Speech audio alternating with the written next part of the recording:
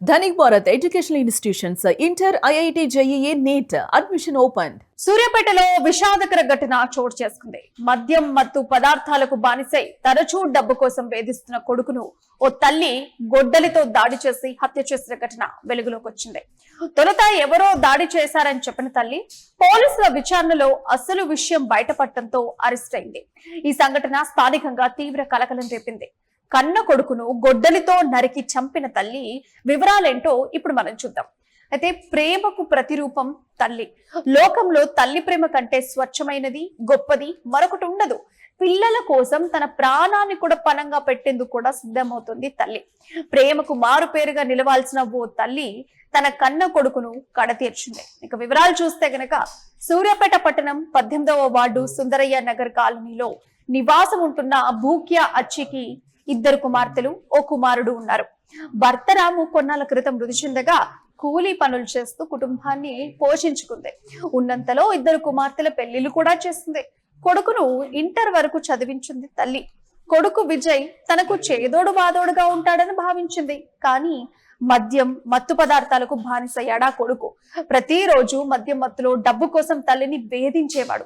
ఈ వేధింపులు భరించలేక తీవ్రమైన ఒత్తిడికి లోనై ఈ నెల 12వ తేదీ రాత్రి మద్యం మత్తులో ఉన్న విజయ్ పై తల్లి వచ్చి గొడ్డలితో దాడికి పాల్పడింది.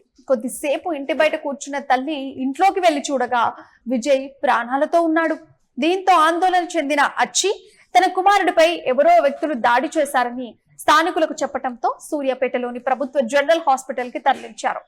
పరిస్థితి విషమించడంతో మెరుగైన వైద్యం కోసం హైదరాబాద్ కి తీసుకెళ్లారు. చికిత్స పొందుతూ ఈ నెల 13వ తేదీ రాత్రి మృతి చెందాడు.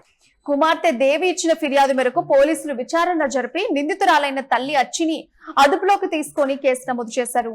కన్న తల్లే కొడుకును చంపి ఎవరో చంపారంటూ ఫిర్యాదు చేసిందని విచారణలో కీలక విషయాలు వెలుగు చూశాయని పోలీసులు వెల్లడించారు. ఇక కన్న కొడుకునే గొడ్డలితో నరికి చంపిన తల్లి గురించి మీ కామెంట్స్ ఏంటి? అంటే కొడుకు పెద్దవాడయ్యి తనకు చేదోడు వాదుడుగా నిలుస్తాడు అని చెప్పేసి తల్లి ఇంతకాలము 2 బిడ్డలకు కూడా పెళ్లి చేసి పంపించి కేవలం కూలీ పని చేస్తూ మాత్రమే, తండ్రి లేరు, కేవలం ఒకే ఒక మహిళ కూలీ పని చేస్తూ 2 ఆడపిల్లల్ని ఎంతో కొంత చదివించి ఒక అయ్య చేతిలో పెట్టి పంపించేసింది. ఆ తర్వాత మిగిలింది ఒక కొడుకు మాత్రమే. కొడుకుని కూడా ఇంటర్ వరకు చదివించి చేదోడు వాదోడుగా నాకు ఉంటాడు కదా అని చెప్పేసి ఆయన్ని చదివిస్తే తీరా మత్తు పదార్థాలకు బానిసైతే అంతేకాకుండా రోజు ఇంటికి వచ్చి కన్న తల్లిని డబ్బులు కావాలని వేధిస్తే ఒక తల్లి మనోవేదన ఎలా ఉంటుంది? సో దానికి సంబంధించి తల్లి చేసింది కరెక్ట్ అని మీరు సమర్థిస్తారా, లేకపోతే తప్పు అని చెప్పుకొస్తారా? దీనిపైన మీ కామెంట్ ఎంతో కింద కామెంట్ చేయండి.